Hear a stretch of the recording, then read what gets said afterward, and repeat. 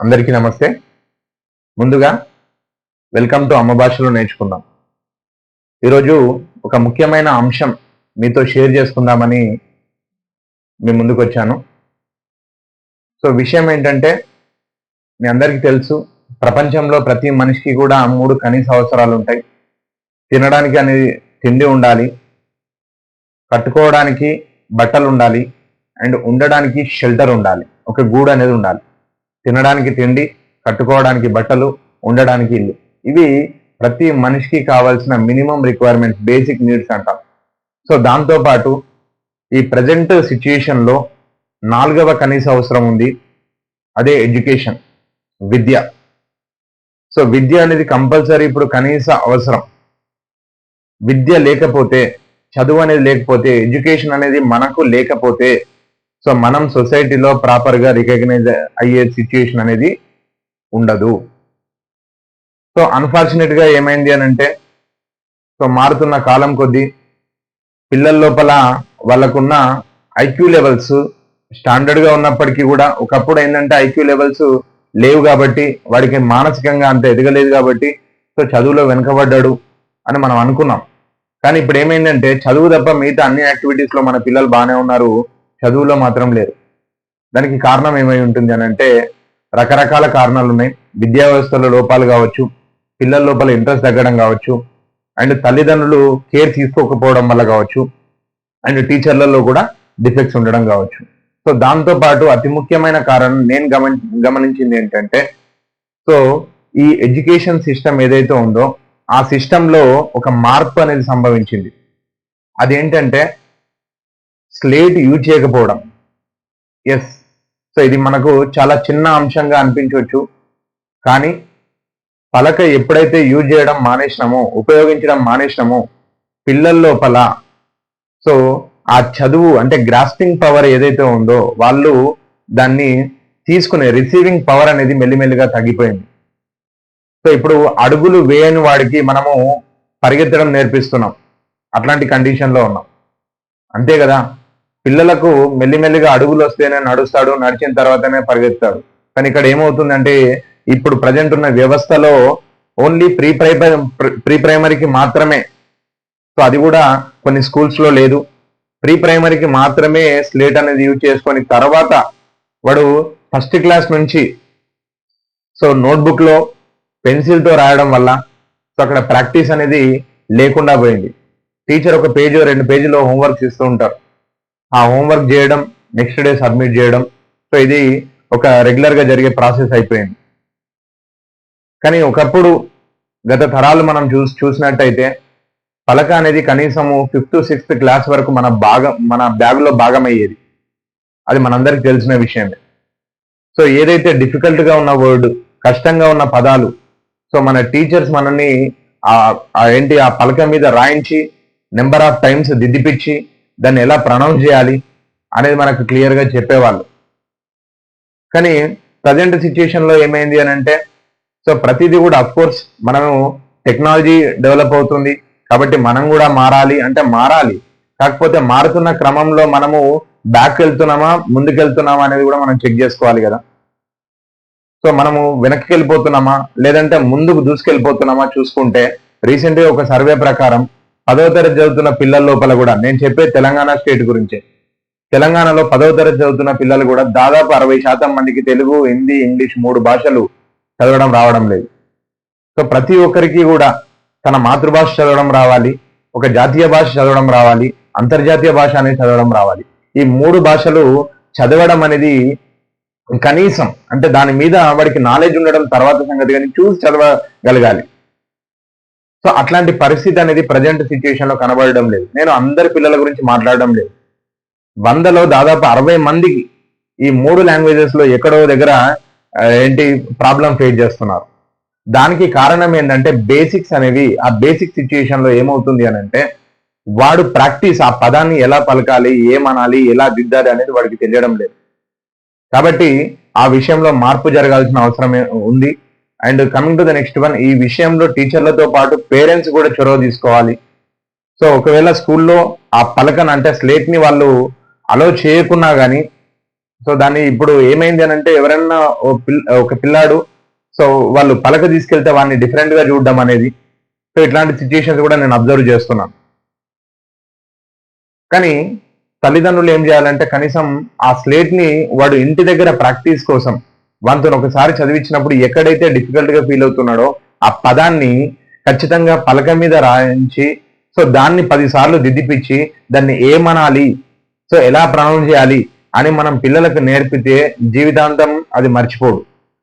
So అంతే కదా, పదాలు రాకపోతే వాక్యాలు ఎట్లా నిర్మితం అవుతాయి, సెంటెన్స్ ఎట్లా ఫామ్ అవుతుంది, ఓకేనా. ఆ గ్రూప్ ఆఫ్ వర్డ్స్ అనేవి వాడికి ప్రొనౌన్స్ చేయడం రావడం లేదు, చదవడం రావడం లేదు. చదవడం రాకపోవడం వల్ల హయ్యర్ క్లాసెస్ లో చాలా ఇబ్బంది పడుతున్నాడు, దాని మీనింగ్ తెలియడం లేదు.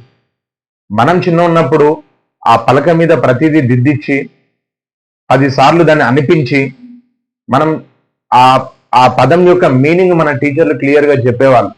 ఇప్పుడు ఇది లేకపోవడం వల్ల ఓన్లీ నోట్బుక్ లో పెన్సిల్ తో రాయడం వల్ల సో ఏమైతుందంటే ప్రాక్టీస్ అనేది తగ్గిపోయింది. మనం దిద్దే క్రమంలో ఒక్కోసారి మనం పలక మీద దిద్దుతున్నప్పుడు ఆ అక్షరాలు ఆ 2 అక్షరాలు ఏవైతే ఉన్నాయో 2 పదాలు కానీ 2 అక్షరాలు ఆ స్లేట్ అంతా ఉండేది.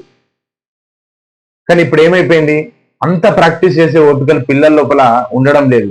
ఉండకపోవడానికి రీజన్ ఏంటంటే డైరెక్ట్ గానో ఇండైరెక్ట్ గానో మనం కూడా కారణం కావచ్చు, ఓకేనా. సో మీరు ఒక్కసారి కామన్ గా ఆలోచించండి. సో గురువు లేని విద్య గుడ్డి విద్య అంటారు. సో ఆ గురువు పాఠం చెప్పే క్రమంలో ఖచ్చితంగా వైట్ బోర్డో బ్లాక్ బోర్డో ఏదో ఒకటి కంపల్సరీ యూజ్ చేస్తాడు కదా. ఎందుకు యూజ్ చేస్తున్నారు, కారణం ఏంటంటే అది బోర్డు మీద రాయడం వల్ల అక్కడున్న పిల్లలకు ఆ పదం మీద కాన్సన్ట్రేషన్ పెరుగుతుంది. ఇక్కడ పలక మీద మనం రాయలేకపోవడం వల్ల దిద్దకపోవడం వల్ల వారి కాన్సన్ట్రేషన్ తగ్గింది. రైటింగ్ స్కిల్స్ అనేవి డెవలప్ అవ్వడం లేదు. హ్యాండ్ రైటింగ్ కోసం ప్రత్యేకంగా ఒక టీచర్ని పెట్టాల్సి వస్తుంది. సో దాదాపు ఇప్పుడు మనం ఒకటి అయితే ప్రౌడ్ గా చెప్పొచ్చు, 80s కానీ 90s కిడ్స్ చూసుకుంటే చాలా మంది అంటే 100లో దాదాపు 80 నుంచి 90% మంది పిల్లలకు అంటే ఆ స్టూడెంట్స్ కి 80s 90s స్టూడెంట్స్ కి హ్యాండ్ రైటింగ్ అనేది బాగుంటది అంటే ఎదుటివాడు చదవడానికి వస్తుంది అన్నమాట. చూసి ఆహా ఈ పదం ఇది అని ఎదుటి వాళ్ళకి తెలుస్తుంది. కానీ ఇప్పుడున్న దాంట్లో దాదాపు 60 to 70% పిల్లల వల్ల ఏం రాస్తున్నారో ఆ పదంలో అక్షరం మిస్ అయింది, వాడికి అది కూడా తెలియడం లేదు. ఫర్ ఎగ్జాంపుల్ నేను ఒక సైన్స్ టీచర్ గా నేను చెప్తున్నాను, మనకి ఎక్స్పెరిమెంట్స్ ఉంటాయి. ఎక్స్పెరిమెంట్ లో ప్రొసీజర్ అనే వర్డ్, ఆ ప్రొసీజర్ అనే వర్డ్ వాడు చదివేటప్పుడు అలాగే చదువుతున్నాడో మరేంటో తెలియదు, కానీ రాసేటప్పుడు మాత్రం ప్రొడ్యూసర్ అని రాస్తున్నాడు. I corrected number of papers, ఎంతో మంది పిల్లలకు పిలిచి కూడా చెప్పినాను. కానీ ఎన్నిసార్లు అయినా వాళ్ళు అదే జరుగుతుంది. కారణం ఏంటంటే సో అక్కడ ప్రాక్టీస్ అనేది లేదు. ఈ పలక మన బ్యాగులో భాగం అయితే సో ఏదైతే డిఫికల్ట్ వర్డ్ పిల్లాడు డిఫికల్ట్ గా ఫీల్ అవుతున్న వర్డ్ ని మనం ఆ స్లేట్ మీద రాసి 10 సార్లు వంతు దిద్దిచ్చి సో ఈ పదాన్ని ఇలా ప్రొనౌన్స్ చేయాలి, ఈ పదం స్పెల్లింగ్ ఇది అని మనకి క్లియర్ గా చెప్పవచ్చు. దానివల్ల ఏమవుతుందంటే జీవితంలో మర్చిపోలేడు. అండ్ నెక్స్ట్ సో మ్యాథమెటిక్స్ అనేది లేకపోతే సో జనరల్ లైఫ్ లో కూడా మనము సర్వైవల్ అనేది కొంచెం డిఫికల్ట్ గా అవుతుంటుంది, ఎందుకంటే ప్రతిదీ కూడా క్యాల్కులేటెడ్ గా ఉంది కాబట్టి. సో ఆ మ్యాథమెటిక్స్ అనేది రావాలంటే మనందరికి తెలిసింది చతుర్విధ ప్రక్రియలు అంటారు. Basic mathematical operation, addition, subtraction, multiplication and division. So ఈ బేసిక్ మ్యాథమెటికల్ ఆపరేషన్స్ కూడా అంటే ఫర్ ఎగ్జాంపుల్ నెంబర్స్ కనుక డెసిమల్స్ ఇప్పుడు ఫర్ ఎగ్జాంపుల్ 2.74, 0.87 ఇట్లాంటి నెంబర్స్ మనం యాడ్ చేయమని ఇస్తే వాడికి ఆ సీక్వెన్స్ చేసుకోవడం రావడం లేదు. సో ఇవన్నీ మనము పిల్లలతో ప్రాక్టీస్ చేయాలంటే సో ఖచ్చితంగా నా ఉద్దేశం ఇది, నేను ఎవరి మీద నా అభిప్రాయాన్ని రుద్దాలని నేను అనుకోవడం లేదు. ఖచ్చితంగా బ్యాగులో పలకని భాగం చేయాలి. నా సజెషన్ ఏంటంటే ఒక టీచర్గా నా సజెషన్ కనీసం వాడు స్కూలింగ్ అయిపోయేంత వరకు ఎలాగైతే notebooks, pen, pencil, eraser, sharpener maintain చేస్తున్నాడో స్లేట్ను కూడా ఆ బ్యాగులో భాగం చేయాలి. సో చేసినప్పుడే ఆ టీచర్ వానికి టాస్క్ ఇవ్వడం జరుగుతుంది. ఎక్కడైతే మిస్టేక్ అంటే ఆ పర్టికులర్ క్వశ్చన్ లో కానీ పర్టికులర్ ప్రాబ్లం లో కానీ వాళ్ళు తప్పులు జరిగినప్పుడు ఆ తప్పుల్ని ఇమ్మీడియట్ గా నోట్బుక్ లో కాకుండా ఇలా చేసి నెంబర్ ఆఫ్ టైమ్స్ ఆ వర్డ్ ని కానీ లేదంటే మ్యాథమెటిక్స్ లో ఉన్న నెంబర్స్ ఎంట్రీ చేసి డిఫరెంట్ కైండ్ ఆఫ్ మెథడ్స్ ని పిల్లలతో ప్రాక్టీస్ చేయిస్తే సో లైఫ్ లో అంటే తర్వాత వాడు ఎక్కబోయే స్టెప్స్ అనేవి సో స్మూత్ గా ఎక్కగలుగుతాడని నా అభిప్రాయం. ఎందుకంటే ఈ రోజుల్లో చదువు లేకపోతే మనిషికి విలువ లేదు. సో ఒకప్పుడు రకరకాల కులాలు ఉన్నాయి, వర్ణ వ్యవస్థలు ఉన్నాయి. అంటే ఇప్పటికీ కొన్ని విలేజెస్ లో ఉండొచ్చు, కానీ కులాలకు మనం పట్టింపు ఇవ్వడం లేదు. సో ఇప్పుడు సొసైటీలో 2 రకాల కులాలు మాత్రమే ఉన్నాయి, ఒకళ్ళు చదువుకున్న వాళ్ళు, చదువుకోలేని వాళ్ళు. సో చదువుకుంటే ఒక పొజిషన్ లోకి వెళ్తున్నాం, ఓకేనా. ఒకప్పుడు అనుకునే వాళ్ళం అందరు చదువుకుంటేనే బాగుపడ్డారా, చదువుకోకున్నా కానీ ఏదో పనులు చేసుకోవచ్చు అని.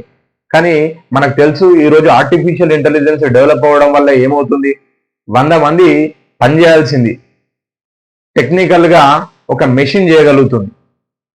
అంటే 100 మంది ఉపాధి కోల్పోతున్నారు. అంటే టెక్నాలజీ అనేది అంత డెవలప్ అవుతుంది కాబట్టి దాని మీద గ్రిప్ అనేది ఉండాలి. చదువు ఉంటేనే. ఒకప్పుడు లేబర్ అనేది అవసరం, ఇప్పుడు కూడా మనం లేబర్ కంపల్సరీ అవసరం, లేబర్కి ఇవ్వాల్సిన వాల్యూ మనం లేబర్కి ఇస్తున్నాం. కానీ గ్రాడ్యువల్ గా ఏమైతుంది అని అంటే లేబర్ వ్యవస్థ అనేది మెల్లిమెల్లిగా తగ్గిపోతూ ఉంటుంది. సో మెషిన్స్ వస్తున్నాయి ప్రతిదానికి. ఆ మెషిన్ ని ఆపరేట్ చేయడం ఎలానో తెలియాలి, ఆ మెషిన్ ఎలా ప్రిపేర్ అవుతుందో అని తెలియాలి, కొత్త ఇన్వెన్షన్స్ అనేవి జరగాలి. ఇవన్నీ జరగాలంటే ఏముండాలి, చదువు అనేది ఉండాలి. ఆ ఎడ్యుకేషనే ప్రాపర్ గా అంటే బేస్ లెవెల్లో డ్యామేజ్ అవుతున్నప్పుడు పిల్లల లోపల డెవలప్మెంట్ ఎలా జరుగుతుంది, జరిగే ఛాన్సే లేదు. కాబట్టి సో ఇది ఓన్లీ ఒక్కరి తప్పే అని కాకుండా ప్రతి ఒక్కరం కూడా, అంటే నేనైనా సరే, నాకు 2 పిల్లలు ఉన్నారు. సో నేను కూడా ఇనిషియేషన్ తీసుకొని స్కూల్ వాళ్ళే కంపల్సరీ దాన్ని ఇంప్లిమెంట్ చేయాలని లేదు, ఓకేనా. సో ప్రతి ఒక్కరు కూడా మన పిల్లలకు, ఒకవేళ మన పిల్లలు కనుక స్కూలింగ్ లో ఉంటే ఖచ్చితంగా స్లేట్ ని దానిలో ఆ బ్యాగ్ లో భాగం చేయాలి. అండ్ ఏదైతే వాడు తప్పులు జరుగుతున్నాయో ఆ తప్పుల్ని ప్రాక్టీస్ చేసేటట్టు, దాని మీద పలక మీద 10 సార్లు దిద్దేటట్టు, దాన్ని కరెక్ట్ గా ప్రొనౌన్స్ చేసేటట్టు సో మనము వాళ్ళతో చేయించాలి. సో దీనివల్ల ఏమవుతుందంటే ఫర్దర్ స్టడీస్ అనేవి డిస్టర్బ్ కాకుండా ఉంటాయి. సో నాలెడ్జ్ అనేది వాడికి ఫర్ ఎవర్ ఉంటుంది. సో ఈ విషయాలు ఖచ్చితంగా మనం దృష్టిలో పెట్టుకోవాలి. సో ఇదంతా కూడా వినడానికి అండ్ మీరు చూడడానికి కూడా చాలా చిన్న విషయమే అనిపిస్తుంటుంది, కానీ ఒక్కసారి మీరు బేరీజ్ వేసుకోండి, కంపేర్ చేసుకోండి గత తరాలకు ప్రజెంట్ తరంకి. సో నేను ప్రతి ఒక్కరిని రిక్వెస్ట్ చేస్తున్నాను. సో మన ముందు తరాలు అంటే మనం కానీ మన పిల్లలు కానీ, సో ఇప్పుడు ఫర్ ఎగ్జాంపుల్ ఇంగ్లీష్ మీడియం స్కూల్లో ఉన్న పిల్లలు అయినా సరే, సో వాళ్ళకు ఏమవుతుందంటే అటు ఇంగ్లీష్ రాక, ఇటు తెలుగు రాక, అంటే పదాలకు అర్థం తెలియక, ఎప్పుడైనా సరే జ్ఞానం అనేది ఎప్పుడు వస్తుందండి, ఖచ్చితంగా ఆ పదము లేదా వాక్యం అనేది దాని మీనింగ్ ప్రతి ఒక్కరికి తెలియాలి. అది తెలియకపోవడం వల్ల ఏమవుతుంది, సో దాన్ని బట్టి పడుతున్నాడు, పట్టింది. ఆ సెంటెన్స్ ఎగ్జామ్ లో రాసేటప్పుడు ఒక సెంటెన్స్ లో ఒక పదం మిస్ అయిందంటే వాడికి తర్వాత ఆన్సర్ రావడం లేదు, ఓకేనా. అంటే ఇక్కడ పలకతోనే ప్రతిదీ సాధ్యమవుతుందా అని అంటే నేను చెప్పేది ఏంటంటే ప్రాక్టీస్ జరుగుతుంది, ప్రాక్టీస్ అనేది జరగాలి. ప్రాక్టీస్ జరిగినప్పుడే కదా కాన్సన్ట్రేషన్ పెరిగేది, ప్రాక్టీస్ జరిగితేనే కదా రైటింగ్ స్కిల్స్ అనేవి వచ్చేవి, ప్రాక్టీస్ జరిగితేనే కదా డెవలప్మెంట్ అనేది జరిగేది. కాబట్టి సో ప్రతి ఒక్కరు కూడా దీన్ని ఇనిషియేటివ్ గా తీసుకొని పిల్లలకు ఇది వాళ్ళ లోపల, అంటే వాళ్ళ స్కూల్ ఏవైతే ఎక్విప్మెంట్స్ ఉన్నాయో రిక్వైర్మెంట్స్, మనము బ్యాగ్ కానీ, బుక్స్ కానీ, పెన్ను, పెన్సిల్ ఎలాగైతే ప్రతి ఒక్కటి సేఫ్ గా వాళ్ళు తీసుకెళ్తున్నారో దాంతో పాటు ఇది కూడా తీసుకెళ్ళమని చెప్పాలి. ఖచ్చితంగా దాన్ని యూటిలైజ్ చేయమని చెప్పాలి, ఓకేనా. ఎందుకంటే సో ఈ విజ్ఞానం అనేది, చదువు అనేది ఒక రోజులో వచ్చేది కాదు, ఇది నిరంతర ప్రక్రియ. సో చిన్నప్పటి నుండే జరగాలి. బేస్ అనేది కరెక్ట్ గా లేకపోతే వాడి భవిష్యత్తు మనం కరెక్ట్ గా ఇవ్వలేము. సో ఇది ప్రతి ఒక్క పేరెంట్ ఆలోచించాలి, ప్రతి ఒక్క టీచర్ కూడా ఆలోచించాలి.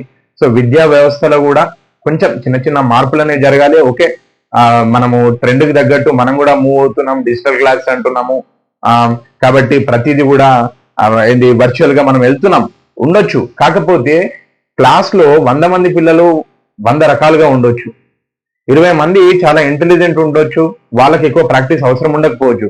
కానీ 80 మంది మనం వాళ్ళని పట్టించుకోకపోతే రేపు సొసైటీకి మనము సో నెగిటివ్ రిజల్ట్ ఇచ్చిన వాళ్ళం అవుతాం. కాబట్టి ప్రతి ఒక్కరూ దీన్ని బాధ్యతగా తీసుకొని, ఓకేనా, అంటే ఇది మన కనీస రెస్పాన్సిబిలిటీ. పిల్లలకు మనం మంచి ఎడ్యుకేషన్ ఇవ్వాలి. సో ఏదైనా సరే మనకు తెలిసిన విషయమే, ఈరోజు డబ్బున్నా ఏదున్నా అది వాళ్ళు ఉండొచ్చు, రేపు ఉండకపోవచ్చు, కానీ విద్య మాత్రం, జ్ఞానం మాత్రం ఫర్ ఎవర్ ఉంటుంది. విద్యను ఎవరు దోచుకోలేరని మనం చిన్నప్పటి నుంచి చదువుతూనే ఉన్నాం. కాబట్టి మన పిల్లలకు ఇవ్వాల్సిన అతి ముఖ్యమైన సంపద విద్య. కాబట్టి ఆ విద్యను అందించే క్రమంలో సో ఈ స్లేట్ ఏదైతే ఉందో ఈ స్లేట్ కంపల్సరీ వాళ్ళ లోపల భాగం కావాలి. ఇది నేను నా పర్సనల్గా ప్రతి ఒక్కరిని రిక్వెస్ట్ చేస్తున్నాను. సో నా ఆలోచన మీకు నచ్చుతుంది అని నేను అనుకుంటున్నాను. ఎందుకంటే టీచింగ్ ఫీల్డ్లో ఉన్నాను కాబట్టి నేను ఫేస్ చేస్తున్న ప్రాబ్లమ్స్ సో మీ ముందుకు తీసుకొచ్చాను. అంటే ఇలా అయితే మనం ఏమన్నా కొద్దిగా మార్పు, అంటే 100% మార్పు జరుగుతుందని నేను అనట్లేదు. సో ఒక 60 to 70% మనం కంపల్సరీ మార్పు తీసుకురావచ్చు. మంచి ఏంటి సొసైటీని మనం బిల్డప్ చేయవచ్చు. సో ఈ విషయాన్ని ప్రతి ఒక్కరూ ఆలోచించాలి. 10 మందికి షేర్ చేయండి. సో వాళ్ళకు కూడా ఈ విషయాన్ని తెలియజేయండి. Thank you so much.